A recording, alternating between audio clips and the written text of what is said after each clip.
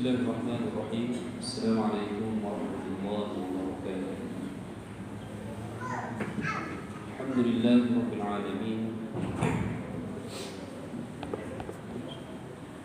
وبه نستعين، والصلاة والسلام على النبي الأمين نبينا محمد وعلى آله وصحبه أجمعين. رب اشرح لي صدري ويسر لي أمري واحلل عقدة من لساني يفقه قولي، ولا حول ولا قوة إلا بالله. أما بعد،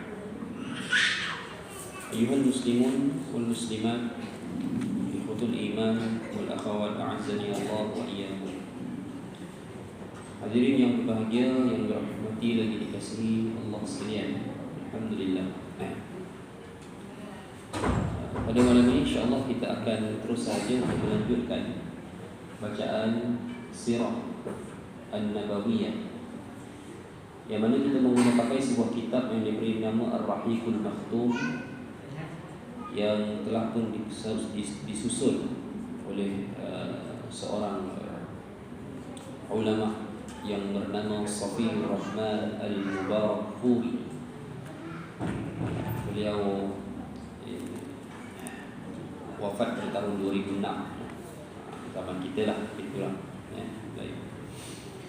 Dan hadirin mati Allah sekalian, kita telah bertemu dalam saya ingat 2 ke 3 pertemuan sebelum ini, membahaskan berkenaan dengan muqaddimah sirah Rasulullah ya. Belum lagi kita masuk pun, kelahiran Nabi pun belum masuk lagi. Kita baru sahaja melihat fasa Nabi hidup 571 Masihi itu, ataupun sekitar lebih kurang 1400 lebih tahun berbanding dengan kita pada hari ini. Zaman itu bagaimana situasi agama, politik tanah Arab, empire yang ada dan sebagainya. Masih ingat ni?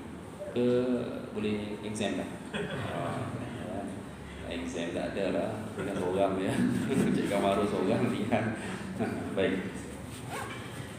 Allah pilih Nabi, dibangkitkan seorang utusan Allah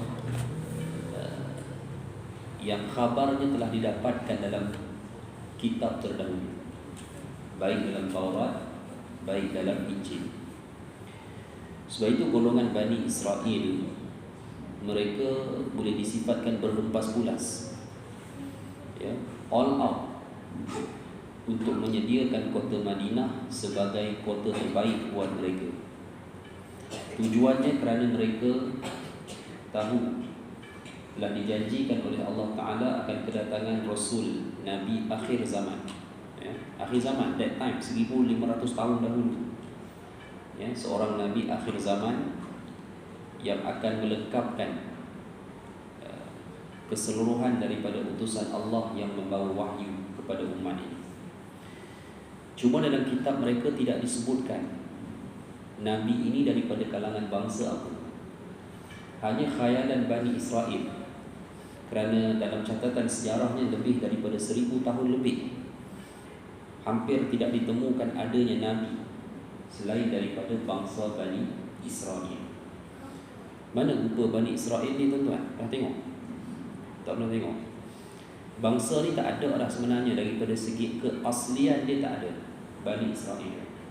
Kalau kita tengok di Israel hari ini, 95% itu bukan Bani Israel asal. Itu adalah bangsa yang datang daripada Eropah ya, itu mix. Bangsa yang asalnya menempati kawasan selatan Rusia pada asal dulu. Kemudian mereka keluar, mereka diaspora.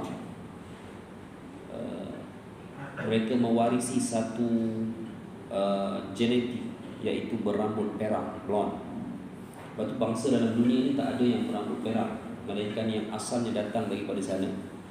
Kemudian mereka keluar dan masuk ke pelbagai negara, Scandinavian, selatan Rusia, Poland, Jerman, dan mereka ada mewariskan wajah-wajah yang actually different dengan orang Eropah ataupun orang Rom asal. Okay. Tonton tengok filem baru Top Gun, tengok lah. Cerita gila tak tengok. Ini pun lagi wayang ni. Dalam cerita Top Gun ni Tom Cruise kan. Top Gun ni seri 2 dah ada dah tahun berapa dulu kan. Okay. Kalau siapa dah tengok lah. Kalau siapa dah tengok tu saya pun tak suruh tengok. Tapi kalau siapa yang dah tengok, Tom Cruise berlakon ni, dia jadi guru, dia jadi ni lah trainer kepada pilot US. Fighter dia kan. Salah seorang pilot tu adalah anak kawan dia. Nama dia Roster. Orang putih memang pelik-pelik Roster punya nama. Okey. So kalau siapa kenal Roster, tengok muka dia, itu muka Germany asal. Kaum Jerman yang datang daripada kelompok yang saya sebut tadi. Muka-muka macam tu. Dia tak berapa, dia ada wajah dia lah, cara dia macam muka Karl Marx, macam muka siapa lagi saya nak sebut, tokoh-tokoh yang tuan-tuan kenal lah, Nikola Tesla.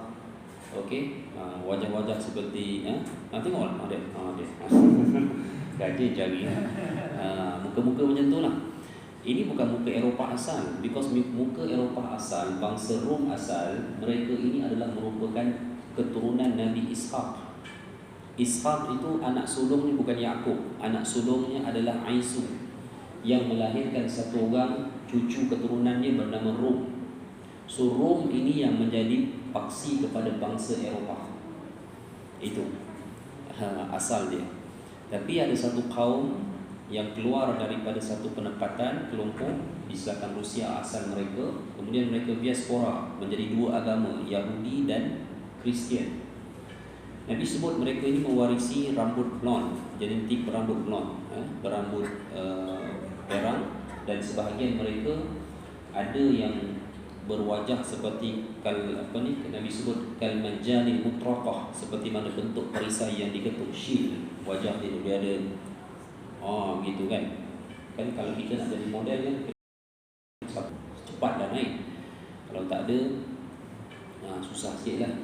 Pandai tak pun macam mana jadi. Kalau ada muka okey lah kan. Jadi dia ada wajah yang mereka warisi, dan akhirnya mereka diaspora dan menempati kawasan-kawasan di sekitar Rom, okey, di Eropah. Dan mereka inilah yang menjadi bangsa elit di atas muka bumi pada hari ini. Itu dia. Ya. Yang tuan kata Yahudi kuasai dunia dan sebagainya ni kan. Ini bangsa dia. Mereka bukan Bani Israel. Mereka bukan Bani Israel yang asal. Kebanyakan darah Bani Israel asal yang diaspora ataupun migrate ke Eropah, kebanyakan bangsa keturunan mereka itulah yang dihapuskan oleh Hitler. Ya, dalam peristiwa apa dia panggil Holocaust. Masih ada lagi cucu cicit mereka yang hidup selamat, masih ada. Tapi mereka itu bukan daripada bangsa yang saya sebut tadi. Mereka ada darah keturunan Bani Israel yang asal. Sebab itu Bani Israel ini dia bertaburan ke Iran, ke mana ni, ke Afrika pun ada. Saya pernah sebutkan dalam pertemuan yang lalu, kalau tuan-tuan pergi ke Habsyah ataupun Ethiopia, tuan-tuan akan jumpa etnik kulit hitam, memang African, tapi mereka penganut agama Yahudi, dan mereka menyatakan mereka memegang kitab yang paling tepat daripada kalangan kitab yang ada. Baik, ini semua adalah pesan daripada diaspora yang berlaku sekitar tahun 70 Masihi, sekitar lebih kurang 40 tahun selepas mereka menganiaya Nabi Isa alaihi salam. Mereka melakukan satu, orang kata, konspirasi lah, memutarbelitkan cerita dan fakta, sehingga Raja Herodes, pemerintah Rom Barat pada masa itu, menjatuhkan hukuman salib dan bunuh ke atas Nabi Isa. Allah angkat Nabi Isa, bal rafa'ahu Allahu ilaih. Allah angkat Nabi Isa ke langit dan digantikan dengan satu orang yang lain. Takdir Allah Ta'ala, 40 tahun selepas itu, kerajaan Rom Barat itu jugalah yang menjahanam dan menghancurkan Bani Israel di bumi Baitul Maqdis. Dan kerajaan Rom buat satu ketetapan, kaum ini dilarang kembali ke Baitul Maqdis. Pasal apa Rom buat macam tu? Biasa kalau dia jajah sajalah, tapi dia halau habis. Sebab mereka belajar daripada fakta sejarah, Bani Israel tidak pernah membina kerajaan di luar Baitul Maqdis. Itu Bani Israel. Dan mereka tidak pernah membina kerajaan yang hebat tanpa ada Nabi dalam kalangan mereka. Itu faktanya. Walaupun dalam sejarah, bangsa mereka lah yang pernah membina kerajaan paling utuh, paling great government lah dalam dunia ni, di zaman Nabi Allah Sulaiman alaihi salam. Pemerintahan yang terbesar, sehingga Nabi Sulaiman doa kepada Allah, jangan berikan kekuasaan seperti ini kepada mana-mana orang selain daripada aku. Sebab tu apa yang ada di zaman Nabi Sulaiman kita pun tak boleh nak bayang. Allah sebut wa asalna lahu 'ainal qitr. Allah alirkan satu benda untuk Nabi Sulaiman ini dalam surah Sabah. Wa asalna lahu 'ainal qitr, kami alirkan baginya, kalau tengok terjemahan tafsir lah, kami alirkan baginya mata air daripada tembaga. Betul fikir apa Nabi Sulaiman nak buat? Ya. Dia tembaga ni sebenarnya dia logam lah, tapi dia keluar daripada mata air. Ya. Tuan-tuan boleh kaji. Okey. Kita punya alat telecommunication pada hari ini, kita kena ada satu barang, cesium ke cesium, CAESIUM. Dia ada radioaktif. That's why orang kata dulu phone ni boleh buat apa semua. Dia memang ada radioaktif, tapi very kecil lah, kan. Benda ni sangat penting. Benda ni pertama kali dijumpai di zaman moden ni di Jerman oleh 2 orang saintis Yahudi. Tapi Allah kata apa? Benda ni macam mana? Dia air. Dia daripada mata air. Kemudian benda ni dibiarkan, disejat. Kemudian benda tu, kalsium ni akan tinggal di bawah. Benda tu yang akan digunakan sebagai alat peranti kita, wireless tanpa wire. Zaman Nabi Allah Sulaiman, Allah sebut wa asalna lahu 'ainal qitr, kami alirkan baginya 'ainal qitr, mata air daripada tembaga. Boleh kaji ya? Kalau tuan-tuan ada masa untuk sakit kepala, tuan-tuan boleh kaji lah benda ni. Okey.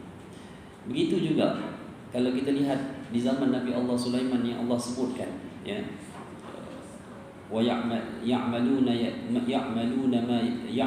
ma yasha'u min maharib wa tamasil, ya, wa jifanin kal jawabin wa qudurir rasiyat. Kita maklum zaman Nabi Allah Sulaiman, Allah perintah jin khidmat Nabi Sulaiman. Jin, bukan manusia. Jin ni kepakaran dia apa Allah sebut dalam surah Sad? Kullabanna'in wa ghawwas. Bukan cerita tahyul, bukan cerita khayalan. Saya bawa nas yang pupuk. Surah Sad Allah kata jin kepakaran dia kullabanna'in wa ghawwas. Mereka pakar membina bangunan yang tinggi dan ghawwas, menyelam. Setakat nak bina Burj Dubai itu saya rasa dia simple je. Dia boleh bina lebih daripada itu. Jin Allah arahkan supaya berkhidmat kepada Nabi Allah Sulaiman alaihi salam. Apa yang mereka bina di zaman itu untuk Nabi Sulaiman? Maharib, bangunan-bangunan tinggi. Tak adalah Allah hapuskan habis, tak ada. Ya. Tamasil, kalau kita tengok kepada tafsiran, mereka kata patung. Ya. Saya tak rasa patung. Tetapi wallahu alam, hari ini yang macam manusia ni macam robot, ni macam manusia kan. Kalau kita tengok, kalau setakat bina patung itu macam tak ada tujuan dia. Tamasil. Wajifanin kal jawabi, piring-piring sebesar kolam itu dibina oleh jin untuk Nabi Sulaiman di zaman Nabi Allah Sulaiman itu. Piring sebesar kolam, tuan fikir untuk apa? Quran kita tengok tafsir yang disusun 400-500 tahun dahulu, mereka kata untuk memberi makan unta-unta yang begitu ramai, yang begitu banyak. Wallahu alam, tuan-tuan, sesuailah pada zaman itu tafsirannya. Tapi zaman sekarang kita tengok ada benda yang lebih logik. Piring sebesar kolam ni tuan-tuan rasa apa? Okey. Ya. Kita don't underrated zaman Nabi terdahulu. Kita tak tahu bagaimana keilmuan yang Allah beri kepada mereka. Wa qudurir rasiyat. Qudurir rasiyat ni, kalau kita ambil terjemahan word by word, kudur ni maknanya periuk, macam relung begitu.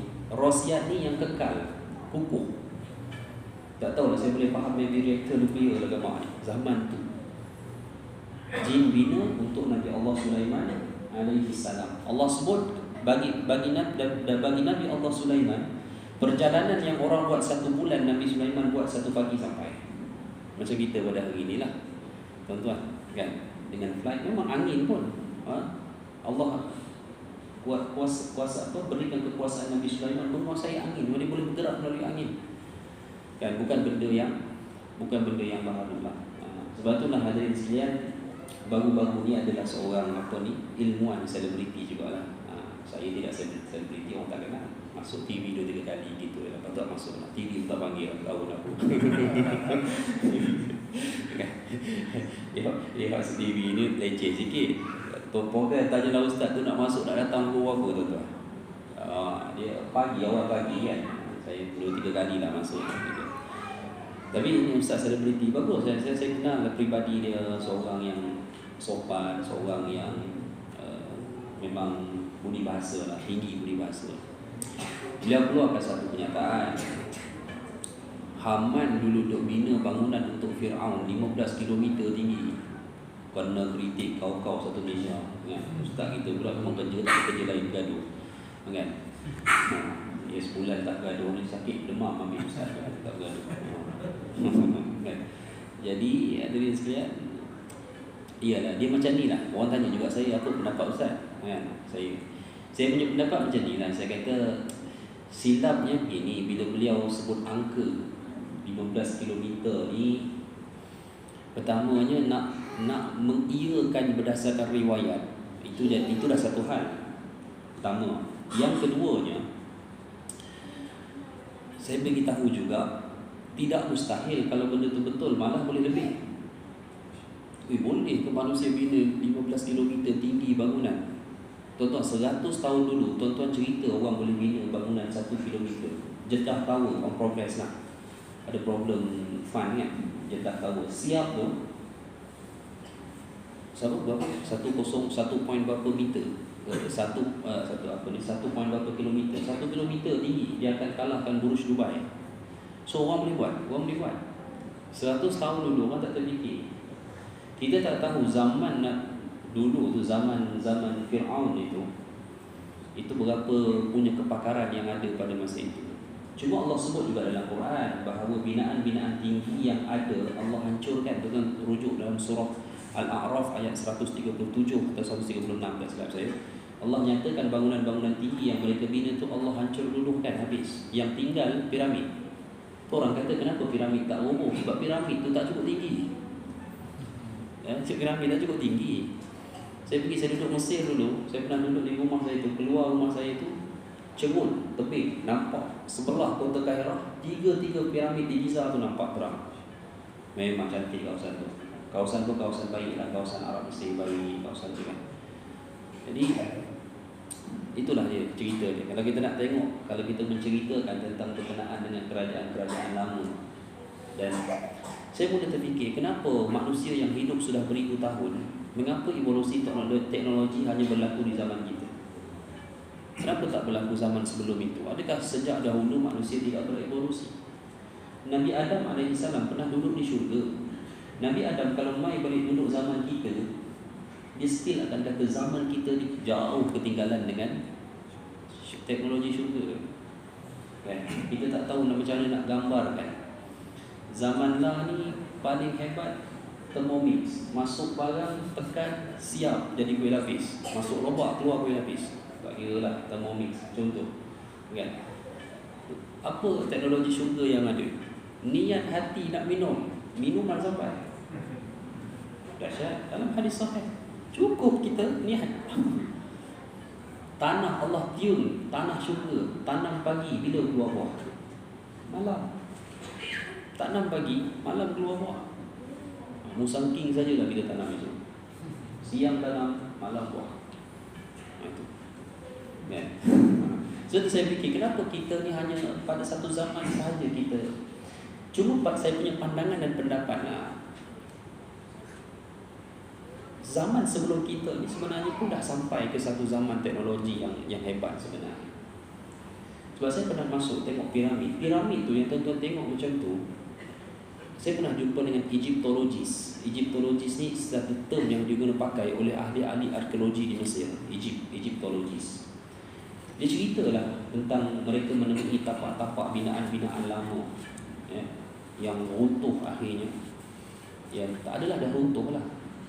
Dan piramid kekal. Kemungkinannya kekalnya piramid itu ada dua sebab. Yang pertama sebab dia tak cukup tinggi lah. Sebab Allah kata, Allah sebut yang dihancurkan yang tinggi. Yang kedua mungkin disebabkan oleh struktur dia yang begitu kokoh. Tuan-tuan tengoklah, terbayang macam mana dia buat. Kita pergi tengok blok bata tu sebesar surau ni pun ada. Dia punya blok dia duduk dekat atas tu. Dia bawa naik pakai apa? Itu pun tak tahu. Okay. Tapi dia boleh buat lah. Allah tinggalkan yang itu. Yang tinggi-tinggi semua ada hikmah juga Allah hancurkan. Kalau lah betul Ustaz tu kata 15 km, pengsan kita tengok macam mana dia punya, dia kena buat ventilation system lagi untuk udara kan. Udara kita setakat berapa kilometer saja. Itulah.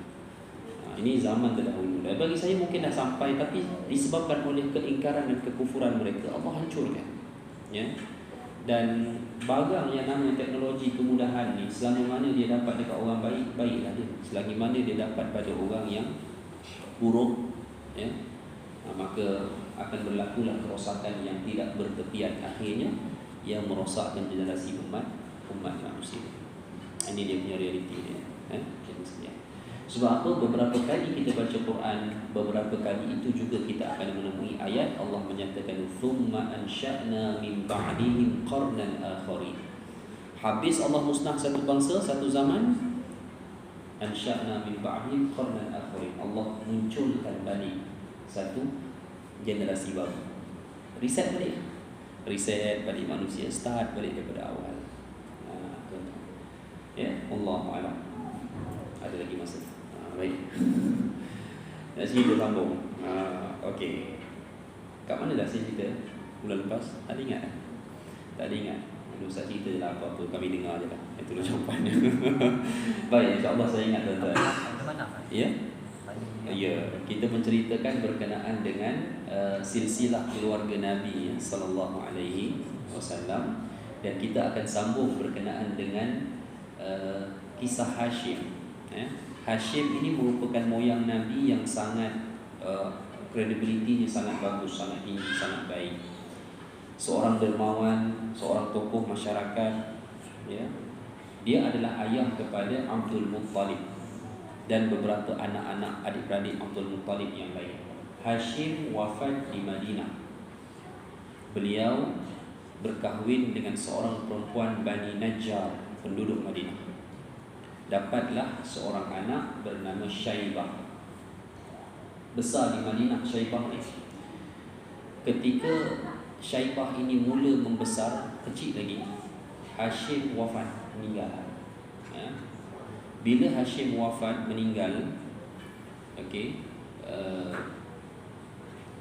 satu orang adik kepada Hashim, anak Abdul Manaf jugalah, namanya Muttalib. Bukan Muttalib, Muttalib. Okey.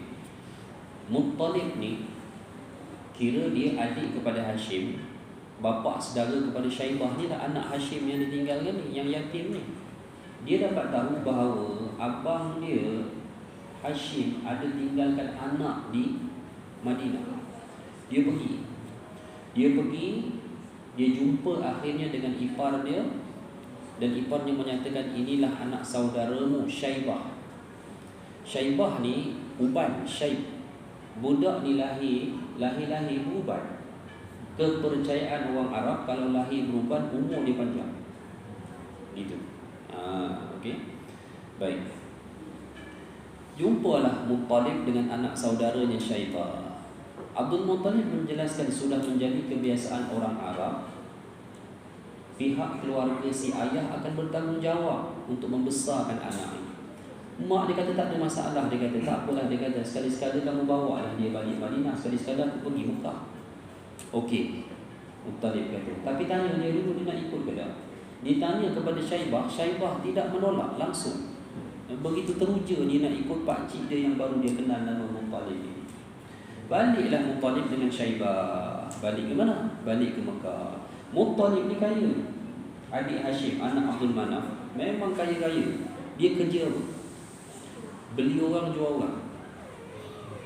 Kalau saya cerita piramid ya, jual orang lagi kaya. Dia beli hamba, dia jual hamba. Dia beli, dia jual. Dia balik daripada Madinah, bawa satu orang budak. Rambutnya putih, kulitnya agak gelap. Waktu kecil. Orang panggil budak ni Abdul Muttalib. Orang ni hamba kepada Al-Muttalib. Kan? Al-Muttalib kata, walaupun aku selalu beli hamba, ni bukan hamba aku. Ini anak saudaraku, anaknya Hashim, namanya Syaibah. Tapi entah macam mana Syaibah ni, dia suka orang panggil dia Abdul Muttalib, hamba kepada Al-Muttalib. Dia suka. Apa jadi? Ada sini. Jadi apa? Tak ada jadi apa. Melekat kekal nama Abdul Muttalib. Itulah dia datuk Nabi SAW. Ini kisahnya. Baik.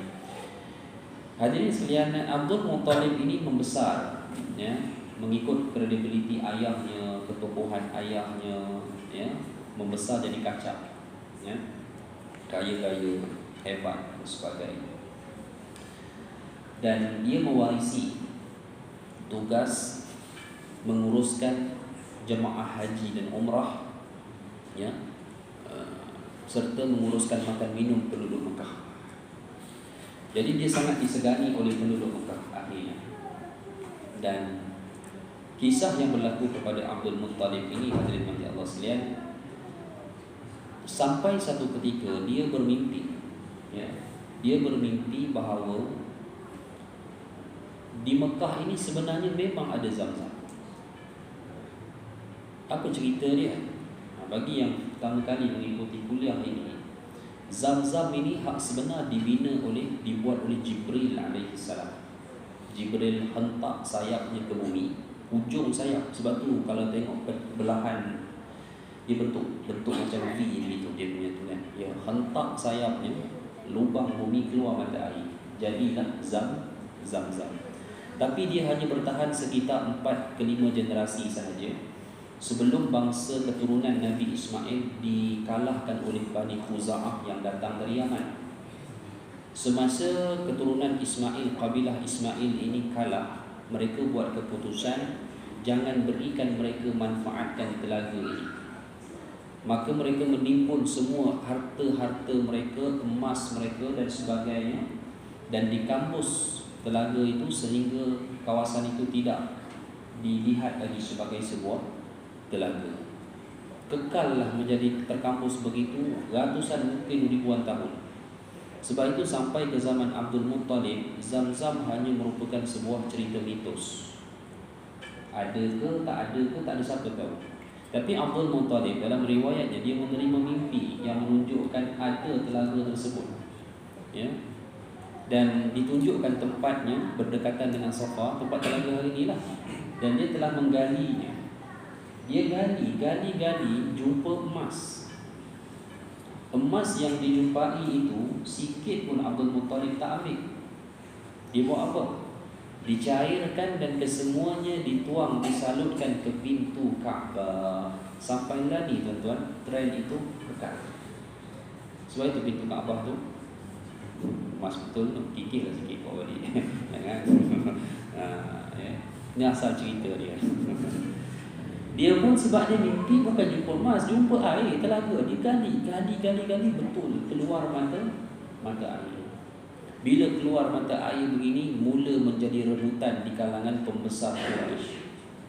Dia kata kami pun berhak. Air tiba-tiba, sebab sebelum ni air, nak ambil air daripada, nak adakan air di kota Mekah tu berapa kilometer kena berjalan cari air. Ini tiba-tiba keluar di tengah-tengah kota Mekah. Berlaku perebutan. Dalam 4 ke 5 orang ketua kabilah berebut dengan Abdul Muttalib. Hadirin sekalian, tak dapat penyelesaian. Disebabkan oleh perbalahan berlaku antara ketua kabilah, mereka terpaksa mencari hakim yang paling senior, ya, dalam wilayah mereka. Hanya ditemui seorang hakim di negeri Syam. Di Syam hakim itu duduk. Hakim ni, that time hakim adalah dukun, bomoh. Siapa dukun paling ghostbuster, maka dia layak menjadi ketua hakim zaman dulu lah. Apa tak Abdul Muttalib kata setuju? balik semua. Ini dalam kitabnya saya ringkaskan saja lah tuan-tuan. Semua setuju pergi musafir, bawa unta masing-masing, bawa bekalan makanan. Allah takdirkan sesat, tak jumpa jalan. Sesat tengah padang pasir, berhari-hari makan minggu tak jumpa jalan. Ya, akhirnya mereka semua putus harapan, putus asa. Dengan bekalan air yang tinggal hanya untuk beberapa hari, masing-masing setuju untuk masing-masing menggali liang lahat masing-masing. Dan mereka menyatakan siapa yang terakhir mati di kalangan kita, dia tak akan di kampus lah, nak kampus macam mana. Gitu. Abdul Muttalib kata, pendek akal sungguh punya jalanan, dia kata, kan? Punya tekuk, takkan fikiran serah bertakdir mati. Dia kata, apa kamu nak pergi, kamu pergi. Abdul Muttalib pergi seorang. Dia pergi seorang, dia pergi sampai satu jarak, Allah turunkan hujan. Dia dapat menadah tadahan air, minum, dan dia bawa balik ke kawan-kawan dia tadi, ketua kabilah tadi. Cukup mereka minum semua. Akhirnya tak jadi jumpa hakim hak dukun tadi tu. Maka ketua-ketua kabilah ni sepakat, setuju menyerahkan hak Raja Mekah dan juga pemilikan Zamzam kepada Abdul Muttalib secara rasmi. Baliklah mereka ke kota Mekah. Dengan demikian, tanda kesyukuran Abdul Muttalib, dia sebut pada masa itu dia ada seorang saja anak lelaki. Aib tuan-tuan, kalau jadi ketua pembesar Raja Mekah ni seorang anak lelaki, dia kena ramai anak. Isteri pun kena ramai, anak pun kena ramai, kan? Macam King Abdul Aziz Saudi, anak 40 lebih. Tak diingat ke tidak anak dia dulu 40 lebih, bayangkan. Jadi apa dia buat? Dia telah bernazar, jika Allah mengurniakan aku 10 orang anak lelaki, akan kusembelih salah seorang sebagai tanda kesyukuran. Zaman jahiliah macam itu. Abdul Muttalib sebut begitu, disaksikan oleh pembesar-pembesar kabilah yang lain. Ya. Apa jadi? Akhirnya Abdul Muttalib dikurniakan 10 orang anak lelaki. 6 daripadanya kita jarang dengar, sebab 6 daripadanya wafat sebelum zaman kenabian Nabi. 4 daripadanya kita pernah dengar lah. Ya, 4 daripadanya adalah Hamzah, Al-Abbas, Abu Talib dan Abu Lahab. 4 orang ni tinggal. Tadi saya tak sebut. So, tak ada 4 ni, memang tak ada lah. Okay? Kalau ada tambah tu salah maklumat lah tu. Jadi 6 daripada 10 dah wafat sebelum zaman kenabian, termasuk ayah Nabi Abdullah. Ini kisahnya. Okey. Jadi bila dan Abdul Muttalib dapat 10 orang anak lelaki, dia kena tunaikan nazar dia tadi. Maka apa nak buat? Dia tarik, dia busur panah, ditulis nama 10 busur panah, ditulis nama anaknya setiap seorang di panah tersebut. Dia kacau, dia tarik, keluar nama Abdullah, ayah Nabi. Tak ada pilihan, kena heret lah ayah Nabi Abdullah, bawa ke depan Kaabah untuk disembelih. Orang kata dah gila lah tu Abdul Muttalib, nak sembelih anak sendiri. Dok tuan-tuan, Arab punya style, dia pantang U-turn selalu sekali. Itu Arab. Kita U-turn semua. Kan? Arab dia tak boleh U-turn. Orang marah, orang kata ini kerja gila. Dia kata akan tersebar ke wilayah Farsi dan Rom, bahawa Raja Mekah sembelih anak sendiri di hadapan rakyat dia. Terbendung Abdul Muttalib. Abdullah tak buat apa-apa. Dia tengok je apa nasib aku, sembelih ke tidak, sembelih ke tidak.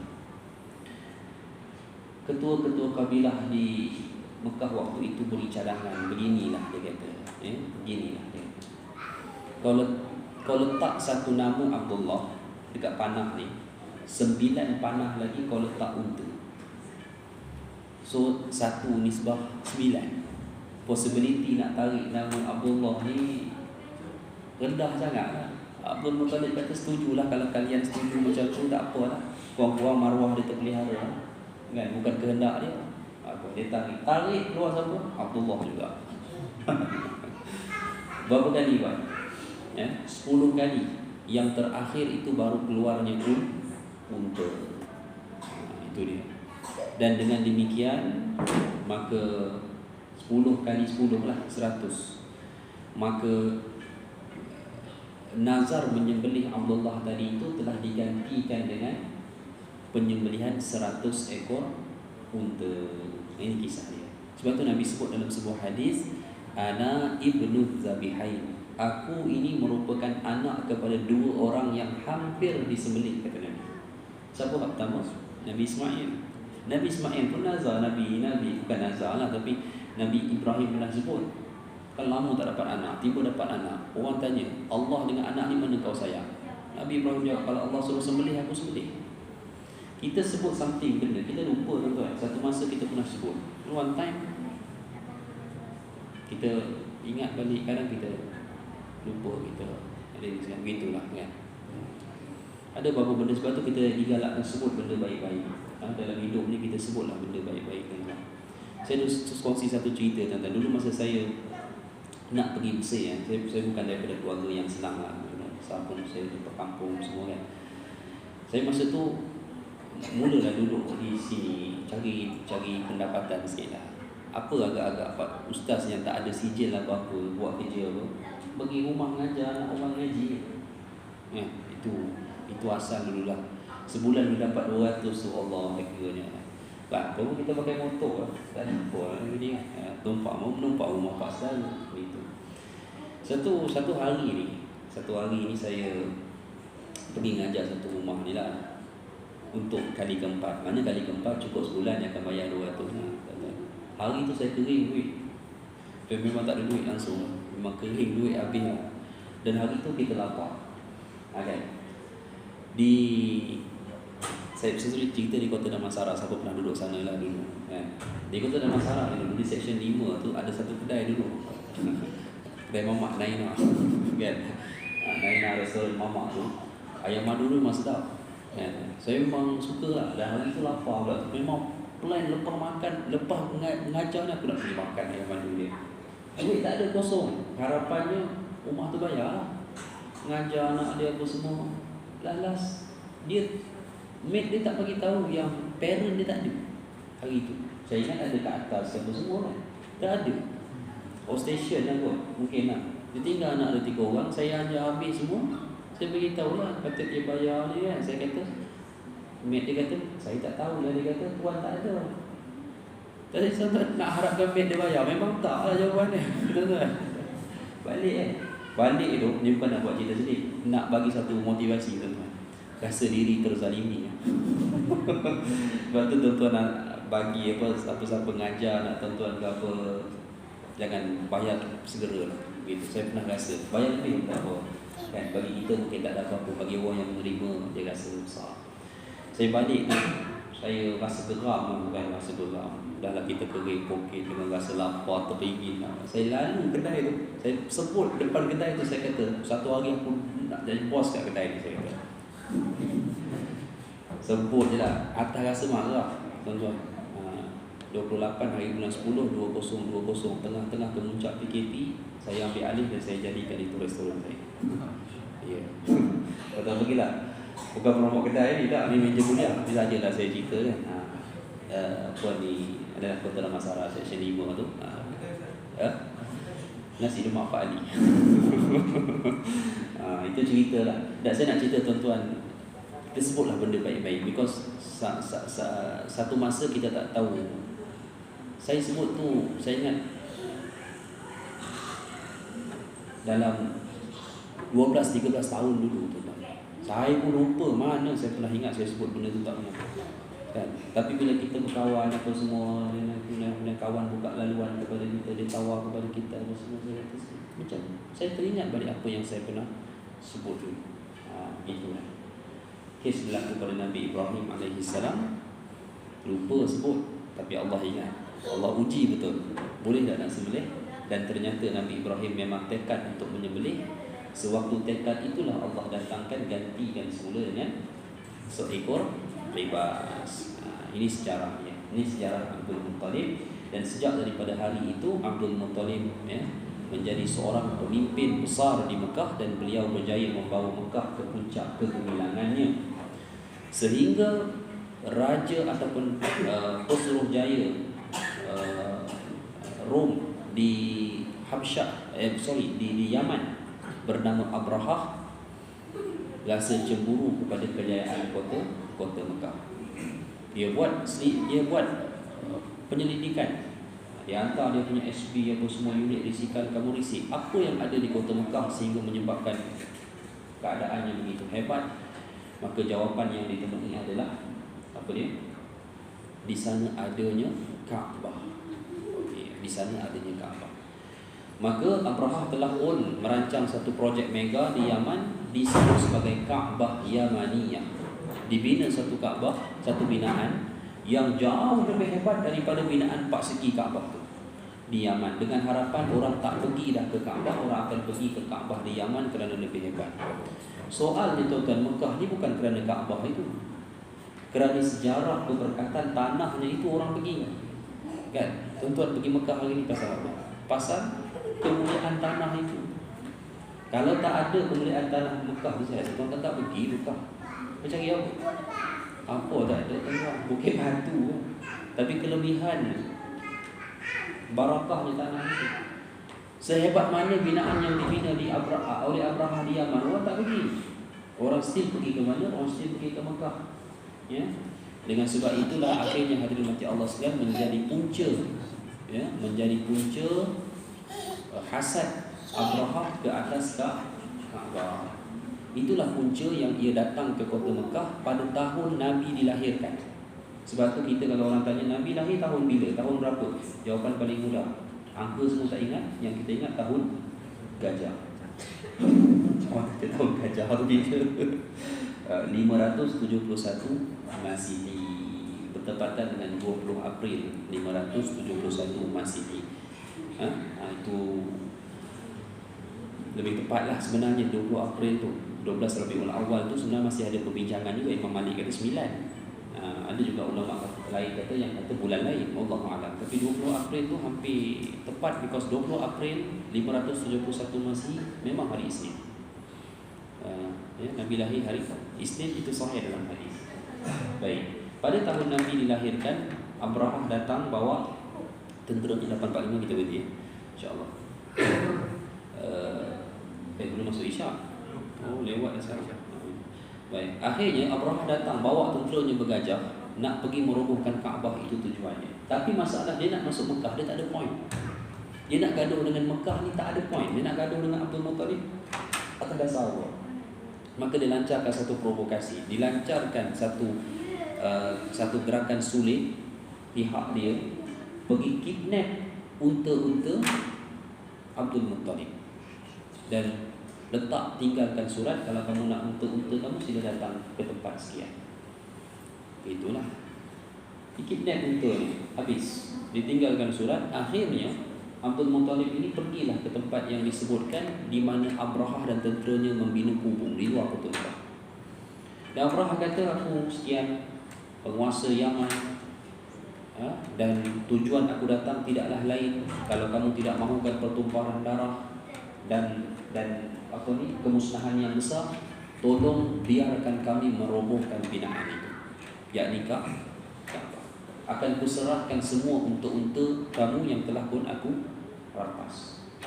Abdul Muttalib boleh jawab, aku tak kira, aku nak unta aku, dia kata. Apa hang nak buat, hang buat, aku nak unta aku. Jawab Abdul Muttalib. Masalah dia, Abrahah tengok pemimpin apa macam ni, tak ada jiwa nak mempertahankan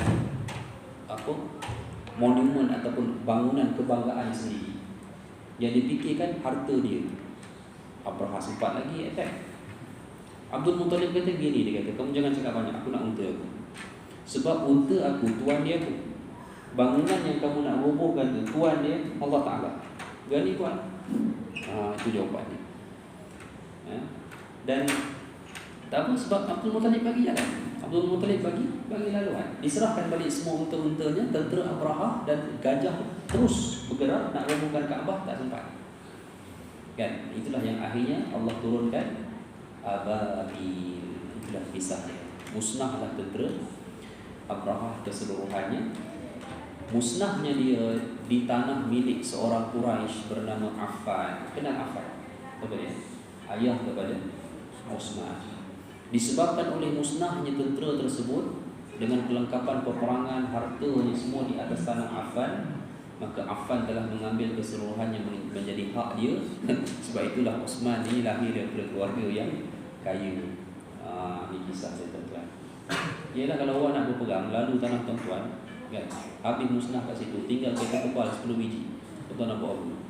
Tuan buat pening 10 biji kereta kebal baru. Begitulah. Tapi itulah yang terjadi kepada Affan, menyebabkan punca kekayaan dia kepada keturunan dia, dan harta itu diwariskan kepada Utsman. Sebahagian besar harta itu kembali kepada kaum muslimin dengan infak yang dilakukan oleh Utsman bin Affan. Baik, insyaAllah. Ada tak? Azan? Pulang. Terus? Terus boleh? Sama. Okey, baik.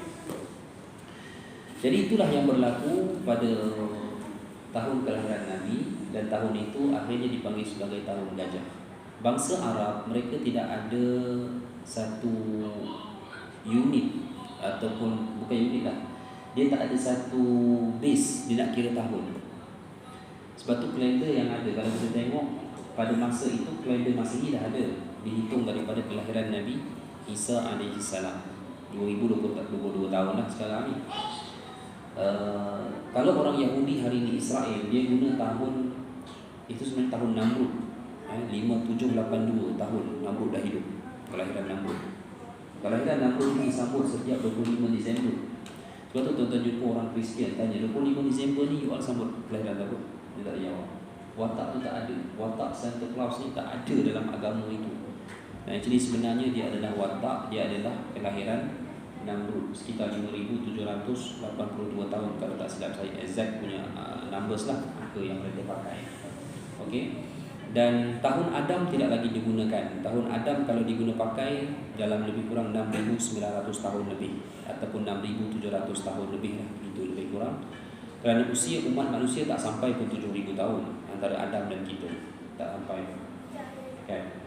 Kena tanyalah cikgu-cikgu sejarah KBSM tingkatan 2 tu, yang zaman Paleolitik sampai 600,000 itu, kena tanya baliklah. Tapi cikgu sejarah kau akan jawab, saya tidak tahu, dah ada dalam buku sejarah, kita ikut je lah, kan? Tapi tak ada, manusia tak ada umur macam tu. Baru 7,000 tahun mengikut silsilah para nabi. Kalau kita ikutkan, lebih kurang itu saja tempoh dia. Maknanya manusia ni tuan-tuan, di sisi Allah Ta'ala usianya belum pun seminggu. Because satu hari di sisi Allah menyamai 1,000 tahun yang kita hitung. Belum pun seminggu kita hidup ni. Manusia dia saja sombong dengan kelebihannya. Baik itu kita nanti bila balik ke hari kiamat, kan Allah tanya kita, qala kam labistum fil ardi adada sinin. Allah tanya balik, kamu hidup di atas dunia dulu berapa hitungan tahun? Apa yang mampu kita jawab? Tahun. Qalu labisna yauman aw ba'da yaum. Mana ada kami hidup dulu setengah hari, ataupun satu hari, ataupun kami rasa tak sampai setengah hari saja. Itu yang kita jawab. Singkatnya hidup kita. Allah hanya jawab, qala illa bistum illa qalila. Tak ada apa, kamu hidup ni dulu hanya untuk satu tempoh yang amat singkat. Itu saja hidup kita. Sebab tu nanti kita di syurga, dalam hadis sahih, kita lepak minum saja berapa lama? Sekali lepak minum 70 tahun. Lepak dah puas. Kita sekarang kan tak puas lepak, lalu duduk sekejap, wife telefon, pantang mundur kecuali wife call balik. 70 tahun lepak saja, hadis sahih. Duduk saja dalam santai, 70 tahun sekali duduk. Dimensi masa hak sebenar, bila mana Allah hidupkan kita di dunia ni, Allah tune masa kita, Allah kecilkan ratio dia. Begitulah hakikat dia. Sebab itu hadirin sekalian, kalau tuan-tuan tengok api neraka ni warna hitam, api dia bukan merah. Tu Allah sebut, ia telah pun, dan Nabi sebut, ia telah pun dibakar selama 3,000 tahun. Kita pun tak pernah tengok api hitam macam mana. Lepas tu dalam drama dia drama Tanah Kubur dia buat warna merah api, tak, neraka bukan warna merah. Api yang asal yang kita duduk tengok warna merah lah, kemudian dia berubah warna kan. Sebab tu api ni dia boleh berubah warna jadi warna biru, jadi warna dia punya degree lebih tinggi temperature dia. Api neraka pernah menjadi warna merah, dibakar sehingga menjadi warna putih. Tak pernah kita tengok pun putih macam mana, kan? Kita sejuk pun kita tak pernah rasa sejuk yang letak tangan hancur. Sejuk dia, kan? Negative 200 degree macam mana? Saya ingat gas yang dibawa LPG tu kan, yang dibawa dalam tank di kapal tu, dia dalam keadaan beku. Saya tak sedar saya lah. Allah tu tanya orang kepala gas, tapi dia bawa beku. Degree dia macam tu, kan? Kita tak boleh bayang lah macam mana, kan? Ini perlu kita tengok. Neraka sampai dibakar menjadi warna hitam. Bayangkan. Itulah, ya. Baik. Jadi hadirin mati Allah sekalian, kita balik sikit, insya-Allah kita akan tamatkan kuliah ini. Jadi akhirnya bermula daripada peristiwa tersebut, peristiwa tadi, ya. Abdul Muttalib pun sudah menjadi seorang pemimpin Mekah yang sangat disegani, ya. Sebab itulah kelahiran Nabi SAW diibaratkan sebagai kelahiran anak pemerintah, pemimpin, penguasa, ya.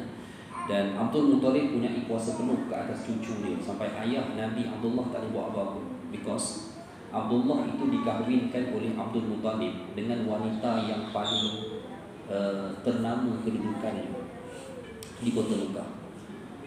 Pada waktu itu